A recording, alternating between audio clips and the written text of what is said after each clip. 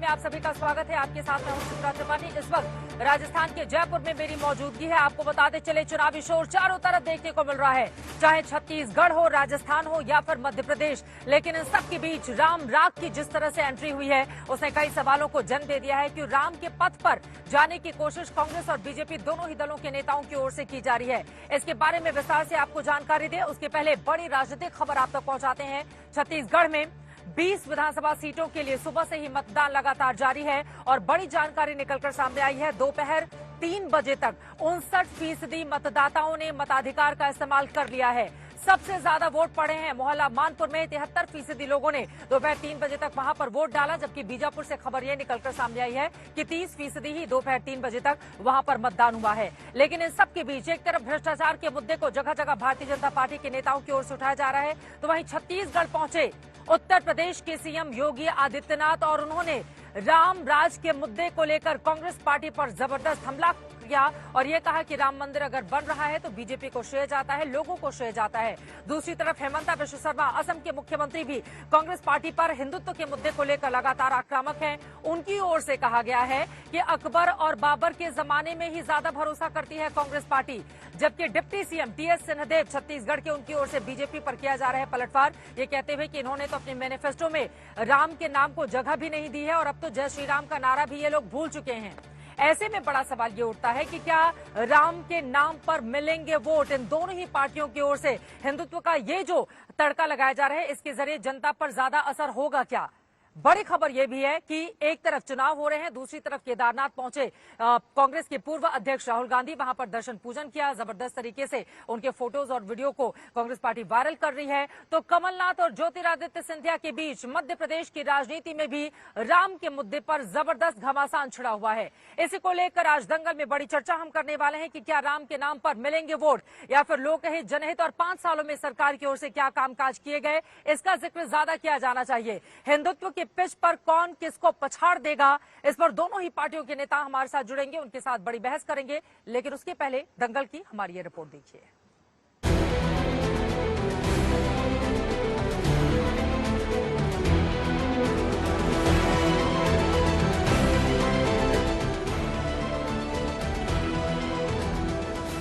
पांच राज्यों के विधानसभा चुनावों में मुद्दे तमाम हैं, लेकिन छत्तीसगढ़ में पहले चरण की वोटिंग आते आते राजनीति धर्म पथ पर लौटती दिखने लगी है। छत्तीसगढ़ के चुनावी मंच पर योगी से लेकर हिमंता तक भगवान राम की याद दिलाते नजर आ रहे हैं, तो टीएस सिंहदेव जैसे कांग्रेसी कहते हैं कि बीजेपी जय श्री राम तक भूल चुकी है। इस बीच ऐन चुनाव की घड़ी में कांग्रेस के नेता राहुल गांधी महादेव दर्शन के लिए केदारनाथ पहुँच जाते हैं। ये और बात है कि आज धर्म के पुण्य धामों तक भी पॉलिटिकल प्रदूषण के झोंके महसूस होते हैं, जैसे राहुल गांधी के केदार दर्शन के दौरान मोदी मोदी के नारे लगाए जाने लगे।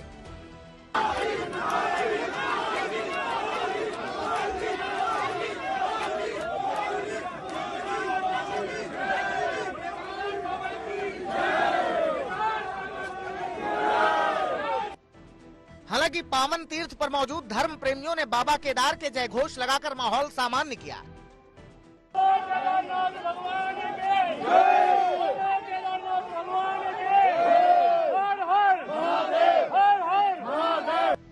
राहुल गांधी के केदार दर्शन की भक्ति कथा और वहीं पर वरुण गांधी से मुलाकात के राजनीतिक मायने की अभी चर्चा नहीं है, लेकिन फिलहाल छत्तीसगढ़ में चल रही चुनावी लड़ाई में राम नाम की राजनीतिक कथा सुनिए। अयोध्या में राम मंदिर का काम क्या कांग्रेस कर पाती? कांग्रेस तो चाहती ही नहीं थी, क्योंकि कांग्रेस का नाम ही समस्या है।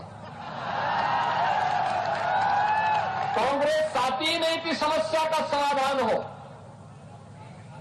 कांग्रेस ने तो कह दिया था कि नहीं, कोई परिवर्तन नहीं होना चाहिए। और तो राम भक्तों ने कहा कि गुलामी के ढांचे को हटा देंगे, न रहेगा बांस, न बजेगी बांसुरी। उनके घोषणा पत्र में राम है क्या? वो तो जय श्री राम के नारों को तक भूल गए। राम जी का काम छत्तीसगढ़ की सरकार ने दिखाया।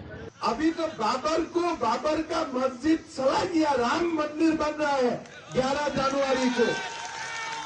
फिर भी अब अकबर का प्यार में फंसा हुआ है, लेकिन बाबर और औरंगजेब का शासन दोबारा आए ये हमारा शिकार नहीं है। दरअसल छत्तीसगढ़ में राम मंदिर पर यह राजनीतिक गर्मी पड़ोस के सूबे मध्य प्रदेश से पहुंची है, जहां एक तरफ बीजेपी अयोध्या के राम मंदिर को बड़ी कामयाबी के रूप में पेश कर रही है, तो कमलनाथ जैसे कांग्रेस के नेता मंदिर का श्रेय राजीव गांधी को देते नजर आ रहे हैं। रामलाला को उनको अपना 1000 साल बाद स्थान मिला है प्रधानमंत्री नरेंद्र मोदी जी की वजह से, तो कांग्रेस को कुछ नहीं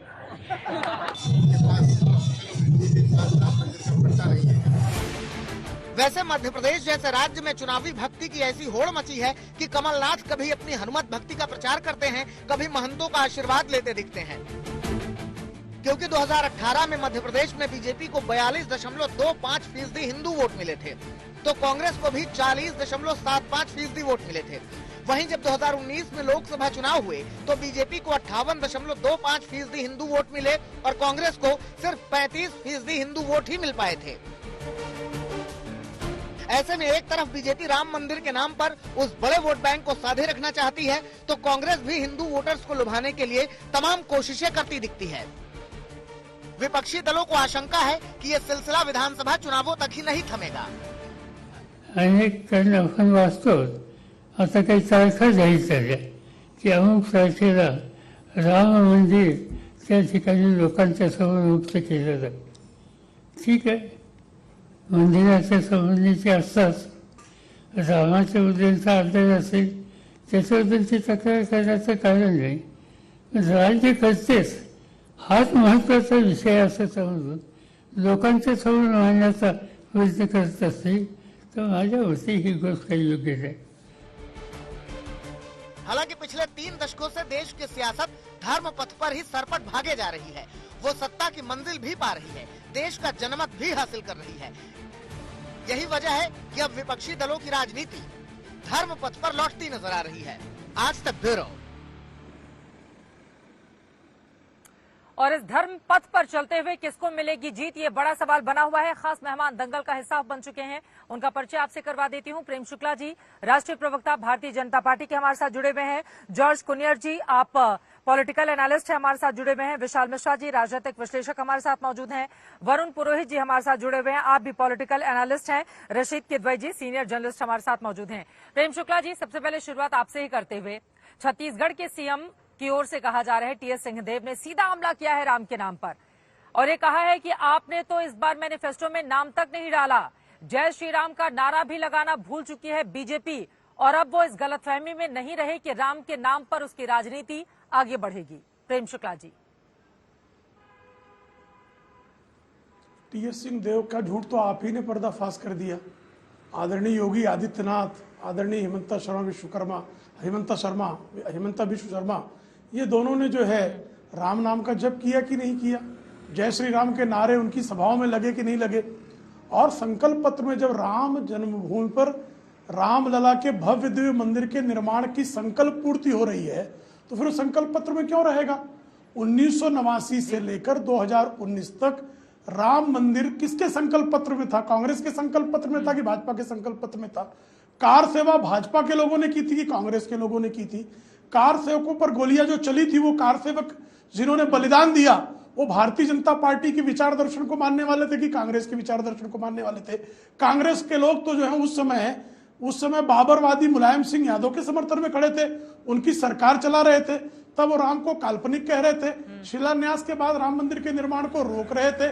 कोर्ट में 2019 तक, जब तक चुनाव न बीत जाए तब तक राम मंदिर की सुनवाई ना हो, ये कांग्रेस के नेता कपिल सिब्बल जो है सुप्रीम कोर्ट में कह रहे थे। तो राम मंदिर के निर्माण को अटकाने भटकाने लटकाने का काम कांग्रेस कर रही थी। भारतीय जनता पार्टी ने अपनी 4 सरकारों को बलिदान किया इस राम मंदिर के लिए। भारतीय जनता पार्टी के हजारों हजार कार्यकर्ता राम मंदिर आंदोलन में जेल में गए, तो राम मंदिर का श्रेय किसको जाएगा? कौन लेगा राम मंदिर का श्रेय? और जब हम उस संकल्प की पूर्ति कर रहे हैं तो फिर वो संकल्प पत्र क्यों रहेगा? टीएस सिंहदेव को मतिभ्रम क्यों हो रहा है? चित्रा जी, आपके सभी दर्शकों को जय श्री राम का नारा लगाए, इससे कांग्रेस पार्टी को क्या फायदा होगा? आप लोग जय श्री राम के नारे पर बीजेपी को घेरते हैं, क्या आपको लगता है कि इस मुद्दे पर बीजेपी को आप बैकफुट पर डाल पाएंगे?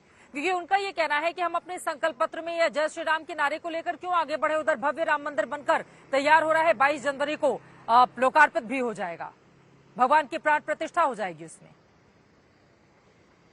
चित्रा जी, मैंने प्रेम शुक्ला जी को सुना, बहुत अच्छे तरह से सुना और मैं उनकी आदर करता हूँ। साथ ही साथ मैं ये कहना चाहूंगा कि भारतीय जनता पार्टी राम मंदिर की स्थापना की श्रेय ले ले, उससे कोई आपत्ति कांग्रेस पार्टी को होनी भी नहीं चाहिए, क्योंकि कांग्रेस पार्टी प्रभु राम की कार्य को वास्तव में राजनीतिक अपने कार्यों से समावेश और सभी को साथ में लेकर नीतियों के पक्ष रखते हुए हमारा काम करना चाहती है, लोगों के हित में काम करना चाहती है, किसानों के हित में, महिला सुरक्षा हो, बढ़ती महंगाई को लेके जो लोगों के बीच जो कठिनाइयां हैं, कांग्रेस पार्टी का ये मानना है कि राम के जो द वे ऑफ लिविंग को कांग्रेस पार्टी अपनी नीतियों के जरिए लोगों तक पहुंचाना चाहती है। राम मंदिर या प्रभु राम का श्रेय भारतीय जनता पार्टी जरूर ले ले। लोगों को ये पता है कि कांग्रेस पार्टी, चाहे वो कर्नाटका हो, राजस्थान हो, छत्तीसगढ़ हो, हमारे कार्य से हम लोगों के बीच जाना चाहते हैं और प्रभु राम के नाम से हम वोट मांगना नहीं चाहते, प्रभु राम के काम से हम लोगों तक पहुंचना चाहते हैं, हमारे कार्य से राजनीतिक सुविधा दी। ठीक है प्रेम शुक्ला जी, इस पर आप जवाब दे दीजिए, फिर बाकी मेहमानों के पास जाऊंगी। वो कह रहे हैं कि राम के नाम पर हम लोग वोट मांगने के लिए नहीं जाते हैं, ये काम भाजपा करती है। राम के नाम पे वोट मांगने का उनका अधिकार नहीं, उन्होंने तो संसद में खड़े होकर कांग्रेस ने बाबरी राम जन्मभूमि पे बनाने का संकल्प लिया था। इन्होंने राम के नाम को जो है, राम को प्रभु रामचंद्र जी को काल्पनिक कहा था, राम पर गोलियां चलाने वाले मुलायम सिंह यादव की सरकार का समर्थन किया था। तो राम नाम की बात किस मुंह से करेंगे? राम मंदिर पर ताला लगवाने का कुकर्म कांग्रेस के प्रधानमंत्री ने किया था, तो किस मुंह से कहेंगे राम नाम लेंगे भाई? ये इनके लिए तो राम काल्पनिक थे ना, इनके लिए तो राम सेतु काल्पनिक था ना, इनके लिए प्रभु रामचंद्र जी के भक्त तो सांप्रदायिक थे ना, हिंदुत्व की बात करने वालों के खिलाफ ये सुप्रीम कोर्ट तक मुकदमा लड़े थे ना। 12 भारतीय जनता पार्टी के विधायकों की सदस्यता जो है वो एक ही जज ने, जो गैर हिंदू जज था, उसने किस तरह से जो है हिंदुत्व को कलंकित करके उनकी सदस्यता खारिज की थी, इस इतिहास से कौन ना वाकिफ है भाई? आपको जो है, आप महात्मा गांधी राम नाम की बात करते थे, राम राज संस्थापित करने की बात करते थे, लेकिन जैसे नेहरू जी की सत्ता हाथ में आई तब से एक्सीडेंटल हिंदू हो गए ना ये सब। तो एक्सीडेंटल हिंदू राम को कैसे स्वीकारेंगे भाई? उनके लिए तो राम काल्पनिक है ना। आप बताइए ना, नेहरू जी से लेकर राहुल गांधी तक कौन राम जी के दर्शन करने गया? एक नाम बता दीजिए मुझे कि राम लला का दर्शन करने पंडित नेहरू जी गए, कि श्रीमती इंदिरा गांधी गई, कि श्री राजीव गांधी गए, कि श्रीमती सोनिया गांधी गई, कि श्री राहुल गांधी गए, कि श्रीमती प्रियंका वाड्रा? कौन गया? क्यों गया? क्यों अस्पृश्य लाना? क्या कारण है? कुरियन साहब आप जवाब दे दें, उसके बाद रशीद किदवई जी मैं आपके पास आती हूँ। राम की पिच पर बीजेपी को घेरने की क्या जरूरत है? अगर छत्तीसगढ़ में, एक सेकंड सर, सवाल सुनिए, एक सेकंड सवाल सुनिए, अगर छत्तीसगढ़ में कामकाज किया गया है तो डिप्टी सीएम टीएस सिंहदेव को कामकाज गिना देना चाहिए। ये राम का नाम, जय श्री राम का नारा नहीं लगाती है बीजेपी, इस मुद्दे पर आप घेरेंगे तो फिर किस तरह का जवाब पाएंगे, ये बताने की जरूरत नहीं है। लेकिन मेरा ये सवाल है, आपकी ओर से तमाम चुनाव में लगातार कामकाज को गिराया जा रहा है, अब ये राम का नाम लाने की आप लोगों की ओर से क्या जरूरत थी कुरियन साहब? और उन्होंने भी जो आरोप लगाए हैं उस पर भी जवाब। चित्रा जी, किस परिप्रेक्ष्य में सिंहदेव जी ने ये बात रखी, ये मुझे नहीं पता, लेकिन मैं ये कहना चाहूंगा कि कांग्रेसियों के दिल में प्रभु राम बसते हैं, इसलिए प्रभु राम के नाम पे वोट मांगने कांग्रेस पार्टी नहीं जाती। उनके कार्य की श्रेणी को लेकर लोगों के बीच हम जाएंगे और हमारे जो कार्य हमने किया है कांग्रेस पार्टी ने, चाहे कर्नाटका, राजस्थान और छत्तीसगढ़ हो, हमारे कार्य से लोगों के प्रभु राम के जो वे ऑफ लिविंग है उसको हम लोग हमारे पॉलिटिकल पॉलिसीज के जरिए लोगों तक पहुंचाने की काम कर रही है कांग्रेस पार्टी। ठीक है, चलिए अब 20 सीटों पर मतदान भी हो रहा है, आखिरी में फैसला क्या रहेगा जनता का देखना दिलचस्प रहेगा। रशीद किदवई जी, अब आपके पास आते हुए, अब इसको संयोग माना जाए या फिर ये किसी तरह का प्रयोग है? क्योंकि एक तरफ छत्तीसगढ़ में वोटिंग की तारीख, दूसरी तरफ केदारनाथ में राहुल गांधी जाकर वहां पर पूजा अर्चना करते हैं, उनकी तस्वीरें सामने आती हैं। कमलनाथ हिंदुत्व के मुद्दे पर ज्योतिरादित्य सिंधिया से भिड़ जाते हैं और बीजेपी के तमाम नेताओं को निशाने पर लेते हैं। बिना हिंदुत्व के क्या दोनों ही पार्टियों, बीजेपी तो शुरू से इसी की पॉलिटिक्स करती रही है, लेकिन कांग्रेस पार्टी भी जिस तरह से आई और कमलनाथ भी बार बार अपने हनुमान मंदिर जो उनकी ओर से बनवाया गया उसका जिक्र करते हैं, तो क्या हिंदुत्व अब जरूरी हो गया है और बिना इस राह पर आगे बढ़े हुए जनता को समझा पाना मुमकिन होगा, वोट पा पाना नामुमकिन होगा, इस वजह से ये कवायद की जा रही है? या आपको लग रहा है कि असल मुद्दे पर बात करना ये दोनों ही पार्टियां नहीं चाहती हैं चुनावों में? जी चित्रा, ये देखिए इसका दोनों चीजों का इसमें समावेश है। देखिए कांग्रेस ने जो पिछली बार जब उदयपुर में उनका चिंतन शिविर हुआ था, वहां ये मध्य प्रदेश, छत्तीसगढ़, राजस्थान के कांग्रेस के नेताओं ने मांग की थी कि हिंदुत्व या हिंदू धर्म की आस्था के मामले में उन्हें भी मौका मिलना चाहिए अपनी बात कहने का। दरअसल कांग्रेस और भाजपा का कोई बुनियादी फर्क नहीं है जहां तक हिंदू धर्म की आस्था की अपनी उसे करीबी करने की बात है। बात सिर्फ ये आती है कि कांग्रेस का तर्क ये है कि उसमें अल्पसंख्यकों के खिलाफ कोई कार्रवाई या उनको नीचा नहीं दिखाना चाहिए, ये एक उनका बात रहती है। मैं आप लोगों आपके माध्यम से बताना चाहूंगा कि 1999 में कांग्रेस वर्किंग कमेटी का एक रेजोल्यूशन है और उस रेजोल्यूशन में ये कहा गया, जो सोनिया गांधी कांग्रेस अध्यक्षा थी, कि Hinduism is sole guarantor of secularism in India. ये बात कांग्रेस के मतलब एक पॉलिसी लेवल के ऊपर कही गई है और कांग्रेस का पूरा, इंदिरा गांधी का पूरा इतिहास है। पंजाब की आप बात करें तो कांग्रेस ने हमेशा एक हिंदू पक्ष का साथ लेने की कोशिश की है। यहाँ जरूर राम मंदिर के मामले में कांग्रेस भाजपा से चढ़ गई राजनीतिक रूप से, जबकि राजीव गांधी ने जो अपना 1989 का प्रचार किया था वो अयोध्या में, और उन्होंने राम राज्य की कल्पना की थी कि अगर वो सत्ता में आए तो राम राज्य कायम करेंगे, तमाम बातें थी। तो कांग्रेस का भी एक इतिहास है, मंदिर का जो ताला खोलने की बात है वो भी उसका भी श्रेय कांग्रेस देती है, तमाम चीजें हैं। लेकिन इस खेल में वो भाजपा से पिछड़ गई है, तो अब उसने अपनी स्ट्रेटेजी बदली है। और जो आपने कहा उसका कोई मध्य प्रदेश, राजस्थान, छत्तीसगढ़ के चुनाव से उसमें ना कोई औचित्य है, ना वहां कोई लोगों की इसकी ज्यादा है, क्योंकि राम मंदिर तो बन रहा है और वो मामला पूरा सेटल हो चुका है। बिल्कुल, ये बड़ी बात आपकी ओर से कही गई है कि राम के नाम पर आप गिनाते भले ही नजर आए, दोनों ही पार्टियों की ओर से राम के मुद्दे पर एक दूसरे को घेरा जाए, लेकिन जो असल जनहित से जुड़े हुए मुद्दे हैं यकीनन चुनाव उस पर हो रहा है। इस बात को खुद मैंने महसूस किया है जब अलग अलग राज्यों से होते हुए छत्तीसगढ़, मध्य प्रदेश की कवरेज के बाद इस वक्त मैं राजस्थान में बैठी हुई हूँ। अब सीधे आपके पास आते हुए विशाल मिश्रा जी, ये कब तक जय श्री राम और राम के नाम पर और कांग्रेस वाले अकबर बाबर हैं, इस पर वोट लेने की कोशिश में लगी रहेगी बीजेपी? विशाल मिश्रा जी, क्या असल मुद्दों की बात नहीं होनी चाहिए? अगर छत्तीसगढ़ की सरकार ने कामकाज नहीं किए हैं, उसको गिनाए जाने की जरूरत है या राम का नाम लेकर आने की जरूरत है? विशाल मिश्रा जी। चित्रा जी, प्रभु श्री राम तो हमारे रोम रोम में है। आप मुझे ये बताइए कि आध्यात्मिकता के साथ भौतिकता का भी तो कार्य चल रहा है। आप मुझे बताइए ना, आदरणीय प्रधानमंत्री जी का तो साफ साफ जो आप देखिए स्टेटमेंट है, आप हमेशा जनता के प्रति वो अपने, ये तो उनका सेवा काल चल रहा है। लेकिन राम राज कीन्हो विनो मोहि कहाँ विश्राम, अगर इस परंपरा पर भारतीय जनता पार्टी चलती है तो मुझे बताइए इसमें आपत्ति किसको हो सकती है? और कह रहे हैं घोषणा पत्र में नहीं है, जैसा कि मैंने टाइटल में देखा। अरे मान्यवर, जब घोषणा पत्र में वो चीजें होती हैं जिसकी बात की जाती है करवाने के लिए, आप ही लोग तो कहते थे ना कि मंदिर वहीं बनाएंगे लेकिन तारीख नहीं बताएंगे। तारीख भी है 22 जनवरी, बन भी रहा है, स्वागत भी है, आइए प्रभु श्री राम का दर्शन करिए, आशीर्वाद लीजिए। लेकिन केवल चुनावी हिंदू क्यों बना जाता है? आप मुझे बताइए ना, भारत की सनातन संस्कृति परंपरा पर बार बार कुठाराघात क्यों किया जाता है? मुझे आप बताइए ना। जब कुछ लोग नेता करते हैं तो क्यों नहीं आप उनको टोकते, क्यों नहीं उनको आप चुप कराते, क्यों नहीं आप उनकी आलोचना करते? अभी जो है और बात होती है रामराज की, रामराज बैठे त्रिलोका हर्षित भये गए सब शोका। घोटालों पे घोटाला, घोटालों पे घोटाला, ये जो है रामराज है। प्रभु श्री राम के ननिहाल में ये स्थिति बन गई है। और घोषणा पत्र में तो उज्ज्वला की बात थी, पूरा हुआ कि नहीं हुआ? तो क्या आप घोषणा पत्र में उज्ज्वला रहेगा? शौचालय की बात थी, पूरा हो गया तो क्या आप शौचालय रहेगा?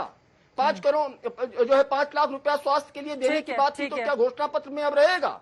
3 तलाक की बात थी, अब नहीं 3 तलाक की बात थी, समाप्त हो गया तो क्या रहेगा? महिला आरक्षण बिल की बात थी, आ गया तो क्या अब रहेगा? धारा 370 हटाने की बात थी, हट गया तो क्या अब रहेगा? घोषणा पत्र में वो रहेगा जो अब आगे करना है। लेकिन नहीं, आज वो लोग टिप्पणी कर रहे हैं। अपने नेता से पूछिए ना जो प्रभु श्री राम पर टिप्पणी करते हैं, आप उनसे पूछिए ना जो कहते थे प्रभु श्री राम काल्पनिक है, आप उनसे पूछिए ना जो कहते थे कि कोर्ट में सुनवाई ना हो, क्यों नहीं हुई थी, क्यों नहीं पैरवी किया जा रहा था? पूछते, और आज जब ठीक भव्य है, श्री राम ठीक का है, मंदिर मैं बन रहा है, वरुण जी से पूछ लेती हूँ। वरुण पुरोहित जी, जो बातें इनकी ओर से कही जा रही हैं, अब भव्य श्री राम का मंदिर बीजेपी यकीनन जिस रोल के साथ बनवा रही है और जिस भव्यता के साथ वो तैयार हो रहा है, प्राण प्रतिष्ठा को लेकर जो बहुत बड़ी तैयारी है, बीजेपी उसका श्रेय ले रही है क्योंकि उसके राज में ये कामकाज साकार हुआ है।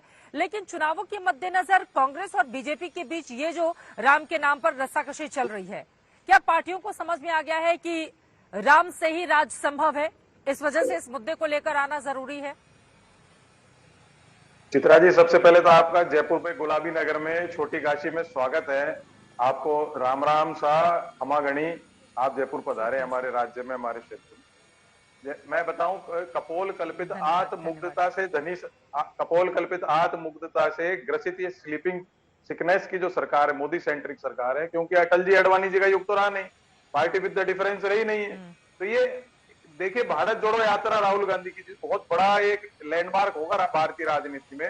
फिर कर्नाटक में आ रहे, हिमाचल में आ रहे, तो ये क्या है, धर्म की आड़ में जाना। कांग्रेस कभी भी धर्म से की आड़ में लेके चुनाव में नहीं जाती, जनपथ पे जाती है, जैसा आपने दिखाया, धर्मपथ पे नहीं जाती, जनपथ पे जाती है। ये क्योंकि 9.5 साल इनकी सरकार को हो गए, ये कुछ बता नहीं पा रहे हैं आपको अपनी, जो आपने 9.5 साल की, अभी तो 10 साल पूरे हुए नहीं, 9.5 साल की जितनी भी आपने जो करा जनता के लिए, उसकी बात करते। अब ये श्री राम का नाम क्यों लेना चाहते हैं राजनीति में? देखिए, आस्था और राजनीति अलग अलग होनी चाहिए, ये कांग्रेस का मानना है, ये रहेगा मानना, उसी पे हम चलते आ रहे हैं। हो सकता है बीच में 9.5 साल ये आ गए उस नाम से। जहां तक क्रेडिट की बात है, मैं क्रेडिट की बात करता हूँ, मैं सब क्रेडिट कर रहे हैं।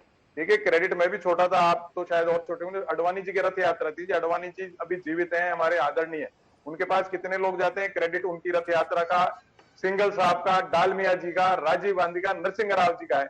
आपने एक बात बहुत अच्छी कही, क्योंकि मोदी जी की सरकार के समय बन रहा है, ये बात ठीक है, इनकी सरकार के समय बन रहा है, तो इनका क्रेडिट है, बनाने का क्रेडिट है। राम मंदिर के द्वार खोलने का या उसकी शिलान्यास करने का इनका क्रेडिट नहीं है। सुप्रीम कोर्ट को, क्योंकि लीगल बात है इसलिए क्रेडिट डिस्क्रेडिट दे नहीं सकते। अब ये कहते हैं इनका सुप्रीम कोर्ट का जजमेंट अगर इनके इन्फ्लुएंस से हुआ है, तो जुडिशरी मोदी जी के इन्फ्लुएंस में, तो बहुत बड़ी बात हो जाएगी। और जुडिशरी इनके इन्फ्लुएंस में नहीं, तो इनका क्रेडिट नहीं है, सुप्रीम कोर्ट का जजमेंट है, उसमें ये क्या कर रहे हैं, जो भी सरकार होगी वो बना रही है। यहाँ तक भैया बार बार योगी जी को दिखा रहे हैं, देखिए योगी जी अलवर आए थे राजस्थान अभी 2 दिन पहले, तो इनके नेता तो गुरुद्वारे को समस्याग्रस्त बता रहे हैं, बाद में माफी मांग रहे हैं। तो ये देखिए, धर्म या आस्था, अब मैं जवाब ले लेती हूँ प्रेम शुक्ला जी से। हाँ, ठीक है। अब राम के नाम को लेकर लगातार हमारी चर्चा जारी है, लेकिन इस बीच मल्लिकार्जुन खड़गे की ओर से जो बयान आया है उस पर सवाल प्रेम शुक्ला जी आपसे। उनकी ओर से कहा गया है, प्रधानमंत्री को संबोधित करते हुए वो हमेशा कहते हैं मैं बहुत गरीब हूं, ये लोग सहन नहीं कर रहे हैं, मैं एक चाय वाला हूं। ऐसा एक गरीब का बेटा हिंदुस्तान की कुर्सी पर बैठा, जो लोगों को सहन नहीं हो रहा है। प्रधानमंत्री जी ने बिल्कुल ठीक कहा है। और फिर इसके आगे वो कहते हैं कि ये गरीब जनगणना क्यों नहीं करा रहे हैं, गरीबों को नहीं देख रहे हैं, सिर्फ अडानी और अंबानी का नाम लेते हुए वो निशाना साध रहे हैं बीजेपी पर। प्रेम शुक्ला जी, देखिए, मल्लिकार्जुन खड़गे की समस्या यही है, 80 करोड़ जिन लोगों को 2028 तक मुफ्त में खाद्यान्न की व्यवस्था की जा रही है, वो गरीबों को दी जा रही है ना, अडानी अंबानी को नहीं दी जा रही है। 11 करोड़ शौचालय जो दिए गए वो गरीबों को दिए गए। 9.5 करोड़ उज्ज्वला योजना के तहत बहनों को जो गैस दी गई, रसोई गैस दी गई, वो गरीब माँ बहनों को दी गई। 50 करोड़ लोगों को जो आयुष्मान योजना का लाभ मिला वो गरीबों को मिला। 13.5 करोड़ गरीबों के घर में नल से जल गरीबों को मिला। 2.5 करोड़ लोगों के घर में सौभाग्य योजना के तहत बिजली गई, ये गरीबों के घर में गई। जरा कांग्रेस बता दे, गरीबी हटाओ नेहरू जी कर रहे थे, गरीबी नहीं हटी, हाँ अमीर हो गए कांग्रेसी। इंदिरा जी गरीबी हटा रही थी, कांग्रेसी और अमीर हो गए। और 1980 में जब इनकी सरकार आई तो धीरू भाई अंबानी ने दावत दी थी इंदिरा गांधी की सरकार आने पर। उसके बाद राजीव गांधी आए, गरीबी हटी नहीं। सोनिया गांधी आए, गरीबी हटी नहीं। राहुल गांधी आए, गरीबी हटी नहीं। 13.5 करोड़ लोगों को गरीबी से बीते 9.5 वर्षों में आदरणीय नरेंद्र मोदी जी के कार्यकाल में बाहर निकाला गया। अंतरराष्ट्रीय मुद्रा कोष का ये कहना है, उसका दावा है। तो गरीबी भी हम हटा रहे हैं। अब ये कह रहे हैं कि शिलान्यास राजीव गांधी के समय हुआ। साहब, राजीव गांधी के समय शिलान्यास हुआ तो काम रोकने का कुकर्म भी राजीव गांधी ने किया। शिलान्यास के बाद एक ईंट आगे क्यों नहीं बढ़ी, ये भी जरा बता दीजिए मुझे। ताला नेहरू जी के कार्यकाल में क्यों लगा, ये पाप नेहरू ने क्यों किया, जरा ये भी बता दीजिए। गोपाष्टमी के दिन जो है साधु संतों पर गोलियां चलाकर उनकी हत्या करने का कुकर्म जो है कांग्रेस के कार्यकाल में क्यों हुआ, जरा ये भी बता दीजिए। राम को काल्पनिक बताने का कुकर्म क्यों हुआ, ये भी जरा बता दीजिए। श्री सोमनाथ मंदिर का जब पूजन करने के लिए डॉक्टर राजेंद्र प्रसाद राष्ट्रपति जाने लगे तो नेहरू जी ने विरोध क्यों किया, जरा ये भी बता दीजिए। राम मंदिर की जगह बाबरी मस्जिद बनेगी, ये संसद में संकल्प लेने का कुकर्म कांग्रेस ने क्यों किया, जरा ये भी बता दीजिए। बोले जॉर्ज कुरियन जी, उन्होंने एक के बाद एक कई मुद्दे गिना दिए हैं, उस पर भी जवाब दीजिए। और देखिए यहाँ पर गृह मंत्री अमित शाह ने राजस्थान के सीएम पर निशाना साधते हुए ये भी कहा है कि 2 साल में 2000 करोड़ रुपए तो सिर्फ अपनी छवि को चमकाने में ही मुख्यमंत्री ने खर्च कर दिए, भ्रष्टाचार में वो डूबे हुए हैं। तो ये तमाम मुद्दे और हैं जिस पर जवाब देना पड़ेगा कांग्रेस पार्टी को उनके आरोपों पर। चित्रा जी देखिए, कांग्रेस पार्टी का जो पहले वाला जो बयान लेकर प्रेम शुक्ला जी अभी उनकी बातें रख रहे हैं कि ऐसे क्यों नहीं आओ वैसे क्यों नहीं आओ, इसका ये मतलब नहीं है कि कांग्रेस पार्टी बिल्कुल भी अपने स्टैंड से ये डिफरेंशिएट कर रही है। कांग्रेस पार्टी आज के तारीख में ये जानती है कि मोदी सरकार के पिछले 10 वर्ष में जिस तरीके से इन्फ्लेशन हुआ है, जिस तरीके से बेरोजगारी बढ़ी है, जिस तरीके से वायलेंस क्रिएट हुआ है सिस्टम में, इसके लिए कांग्रेस पार्टी ये चाहती है कि देखो, प्रभु राम तो कांग्रेसियों के दिल में बसते हैं, तो प्रभु राम के नाम लेकर कांग्रेस पार्टी को वोट मांगने की जरूरत नहीं है। कांग्रेस पार्टी, जैसे कि मैंने कहा कि कांग्रेस पार्टी अपने काम से लोगों के बीच आएगी। प्रभु राम जी की जो काम कर, मतलब प्रभु राम जी की जो बातें हैं, जो वे ऑफ लिविंग, उसको हमारे पॉलिटिकल पॉलिसीज के जरिए हम लोगों तक पहुंचेंगे और वो हम लोगों तक उनके रिलीफ वर्क में काम हमारे पॉलिसीज को इम्प्लीमेंट करेंगे। तो ये कांग्रेस पार्टी चाहती है। एक ही बात हो गई ना सर, राम के बिना यानी कि किसी का काम नहीं चलने वाला है। जॉर्ज कुरियन जी, फिर तो यही बात हो गई ना, वो राम का नाम ले रहे हैं, आप राम का काम बता रहे हैं, तो राम के बिना तो फिर किसी का काम नहीं चलने वाला है। क्या राजनीति अब राम के नाम पर ही आगे बढ़ेगी? चित्रा जी, काम बताना जरूरी है। प्रभु राम जी के रास्ते में चलना बहुत जरूरी है। सिर्फ भव्य मंदिर बनाने से या खाली राम का नाम लेने से और वोट मांगने से नहीं चलेगा। अपने कार्य से लोगों तक उनकी सुविधाएं देना जरूरी है। आज की तारीख में ये ज्यादा इम्पोर्टेंट है। कार्य भी बताना चाह रहा हूँ, कार्य भी बताया मैंने चित्रा जी, और भी कहें तो कुछ विशाल मिश्रा जी वो बोल रहे हैं कि सिर्फ भव्य राम मंदिर बना देने से कुछ नहीं होगा। हाँ विशाल मिश्रा जी। अरे चित्रा जी, एक तरफ भाजपा का संकल्प पत्र है, एक तरफ कांग्रेस का झूठ का कारोबार है। अगर भारतीय जनता पार्टी भव्य श्री राम मंदिर के कार्यकाल में भव्य श्री राम, प्रभु श्री राम का मंदिर बन रहा है, तो दूसरी तरफ भारत में 4 करोड़ लोगों को पीएम आवास योजना भी मिल रही है। मैं पूछना चाहता हूं, छत्तीसगढ़ में सुपोषण अभियान चलाया गया था, क्या हुआ उसका? जो लोग आरोपी होते हैं उनको पब्लिक सर्विस कमीशन का मेंबर बना दिया जाता है। क्या हुआ उस जो है नारे का जो था वो नरवा गुरुवा बारी, वो क्या हुआ बताएंगे आप? नशाबंदी की बात की गई थी, कहाँ है नशाबंदी? आप बताइए ना। इतना संसाधन होते हुए भी वो छत्तीसगढ़ बीमारू के राज्य की कैटेगरी में क्यों खड़ा रहता है? क्यों कर्ज लेने की जरूरत पड़ती है जब सब संपन्नता ही है? किसानों के कर्ज माफी की बात की गई थी, क्या सारे किसानों की कर्ज माफी हो गई? बताइए ना। जहां पर 90% छोटे किसान हैं, कोऑपरेटिव बैंक के किसानों की जो है तो माफी हुई, लेकिन वो 90% छोटे किसानों का क्या हुआ? घोटाला, कोयला घोटाला, बताइए ना, हेलीकॉप्टर घोटाला, गोबर घोटाला, ये सब क्या है? तो और बात की जा रही है रामराज की। वरुण पुरोहित जी बताइए, आवाज देना पड़ेगा। जब प्रधानमंत्री गोबर भी घोटाला कर दिया सरकार ने, वो आरोप लगा रहे हैं। ठीक है, महादेव ऐप घोटाले के भी आरोप लगे हैं आप लोगों के ऊपर। पीएम आवास योजना चलाई जाती है। चित्रा जी, अभी आपने खुद ने सुना क्या कह रहे हैं, गरीबी हटाने की बात कर रहे हैं। योजना पर राज्य सरकार पैसे भी नहीं देती है, जो आधा उसको देना होता है। जी, मैं अभी सारी बात का जवाब शॉर्ट में देता हूं। अभी इन्होंने बात की गरीबी हटाने का, 80 करोड़ तो प्रधानमंत्री जी ने एक्सटेंशन ही कर दी योजना कि अगले 5 साल तो आप गरीब ही रहोगे, आपको हम ही देंगे। मोदी फार्म से तो आता ही सारा अनाज, किसान पैदा करता है, वो तो है नहीं मैं दूंगा। आप ये बार बार मैं कह रहा हूँ, एक अपने खुद के कार्यों पे चुनाव नहीं लड़ना चाहते। अभी आपने गोबर की बात की, लंपी डिजीज आई राजस्थान में, लाखों गाँव का अपना छोड़ के चले गई हमको। उन्होंने 1 रुपया सेंट्रल बजट में लगाया क्या? कोई बता दे मुझे 1 रुपया भी दिया हो सेंट्रल बजट से लंपी डिजीज पे इन्होंने किया हो? और राजस्थान सरकार ने 40,000 पर गाया दिया है लंपी डिजीज पे। आप बात करते हो हिंदू धर्म की, हिंदू धर्म तो इनको कहीं भाता ही नहीं, खाली चुनाव में भाता है। आप जयपुर में आए हो, चित्रा जी, मैं आपसे आग्रह करता हूं हाथ जोड़ के, आप छोटी चौपड़ में जाइए, वसुंधरा जी के राज में इन्होंने ऐतिहासिक मंदिर तोड़ा, फिर जयपुर बंद हुआ, जनता सड़कों पर आई, जब वो काला पत्थर गायब कर दिया, प्राचीन पत्थर था, एक पिंक पत्थर से ला करके वो बंसी पहाड़ी का लाके, करौली का पत्थर लाके वो मंदिर बना दिया। इनकी सरकार थी, कैसे तोड़ा मंदिर आपने, प्राचीन मंदिर क्यों तोड़ा, उस काले पत्थर का क्या किया है, ये बता नहीं सकते इस बात को, बस कांग्रेस में आरोप लगाना है। अरे भाई, आपने 9.5 साल जो भी इकोनॉमी में किया, अब जो 2024 में सरकार आएगी, आपकी जांच करेगी नोटबंदी से लेकर अब तक की, आपने कितना जनता को प्रताड़ित किया, मानसिक रूप से, आर्थिक रूप से, पूरे देश को 9.5 साल से परेशान कर रखा है। और बात करते हो आप भ्रष्टाचार की, तो आप तो, मैं कह रहा हूँ भ्रष्टाचार, इनका एक भ्रष्टाचार गुजरात मॉडल की जांच होगी, ठीक है। अब जरा मैं इसको विस्तार देना चाहूंगी रशीद किदवई जी। ठीक है, आरोप लगातार आपकी ओर से जो लगाए जा रहे हैं उस पर प्रेम शुक्ला जी आगे जवाब देंगे, लेकिन यहाँ पर रशीद किदवई जी आपके पास आते हुए, राम के नाम को लेकर दोनों पार्टियों में होड़ से मच गई है, यहाँ पर सनातन धर्म को लेकर भी, और यकीनन उसका असर भी होता है चुनावों में, इससे इनकार नहीं किया जा सकता है।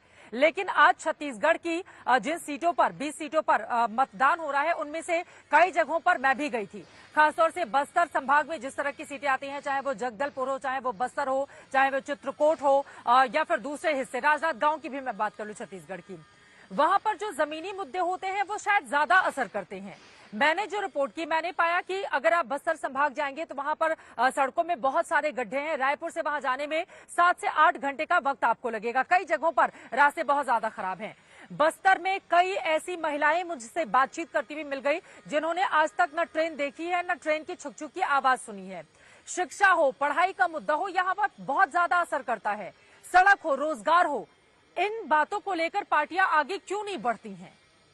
क्या इससे वोट हासिल नहीं होते हैं? क्योंकि ज्यादातर मुद्दे इसी तरह के होते हैं जिस पर सुर्खियां तो बटोरी जा सके, लेकिन दूसरी तरफ जो रियल मुद्दे होते हैं, अगर इतना ही कामकाज होता तो वहां की तस्वीर और तकदीर शायद अलग नजर आती, लेकिन हमने जो देखा, जो महसूस किया, वो तस्वीर बिल्कुल ही अलहदा दिखी। रशीद किदवई जी, इसको एड्रेस क्यों नहीं करती हैं पार्टियां? जी देखिए, चित्रा बिल्कुल सही कह रही है, चुनाव जो है तमाम इन मुद्दों के इर्द गिर्द घूमता है। आपने राजनांदगांव की बात करी, वहां जो पूर्व मुख्यमंत्री रमन सिंह चुनाव लड़ रहे हैं, तो उनको वो ये सारे के सारे प्रश्न है, उनके कार्यकाल की भी समीक्षा हो रही है, और उनके वो जीतेंगे तो क्या वो भावी मुख्यमंत्री होंगे, इस तरह के तमाम मुद्दे हैं, सड़क, बिजली, पानी के तमाम। लेकिन ये राजनीतिक दल जो है ये गड्ढा भरने का प्रयास करते हैं, मतलब उन मुद्दों से ध्यान हटा के बड़े बड़े मुद्दों की बात करते हैं, जहां हर राजनीतिक दल के कुछ है। हमारे मित्र प्रेम शुक्ला जी अभी बहुत बात कर रहे थे मुलायम सिंह की और गोलीकांड के 1990 में। तो मुलायम सिंह की के मृत्यु के बाद में उनको पद्म विभूषण किस सरकार ने दिया और क्यों दिया, इसकी भी तो व्याख्या करें। समस्तीपुर में जिस व्यक्ति को, एल.के. आडवाणी को राम यात्रा के समय गिरफ्तार किया, वो व्यक्ति आज केंद्र में मंत्री है।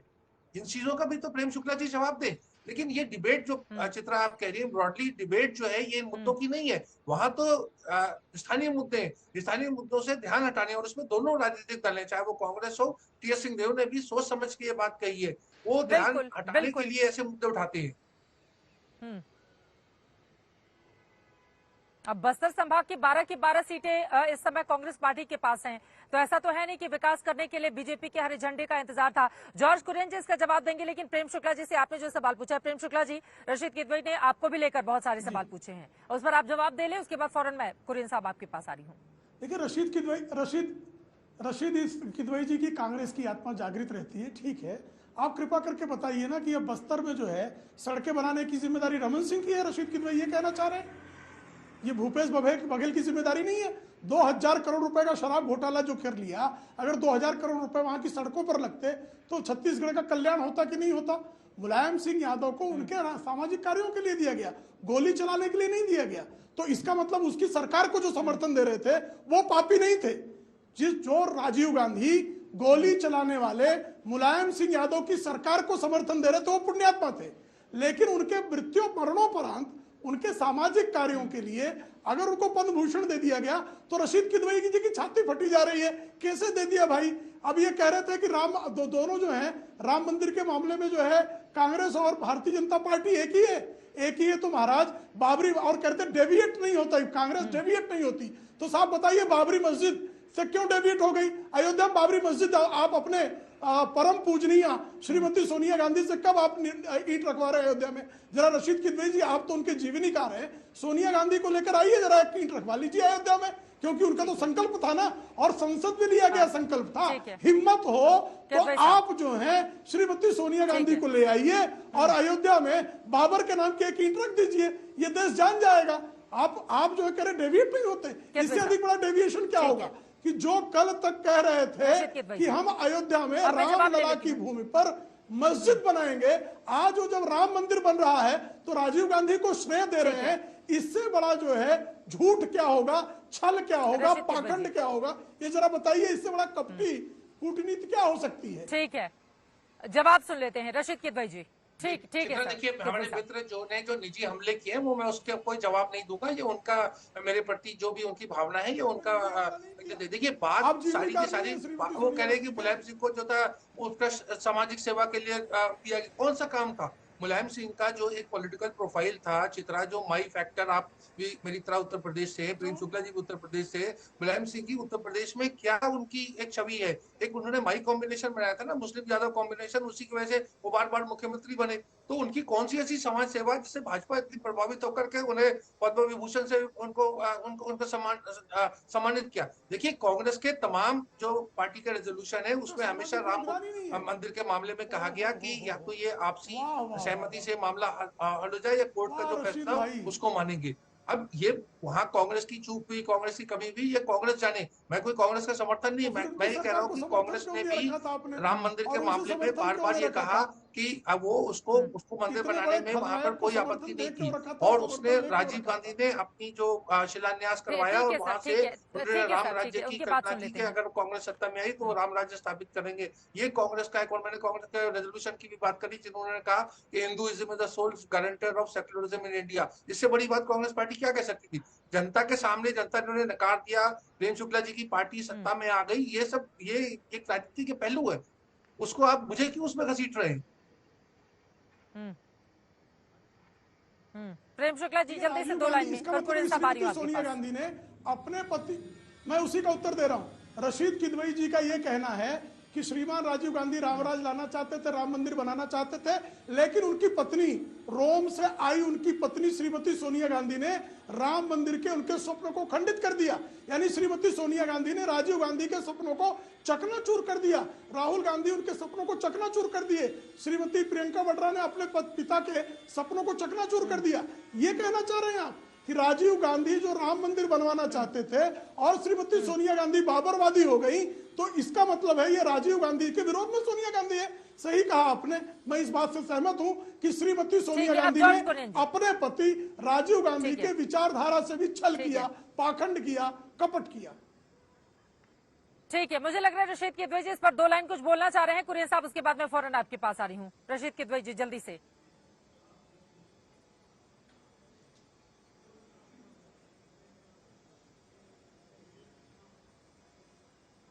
किदवई साहब, आवाज मिल रही है कि आपको मेरी?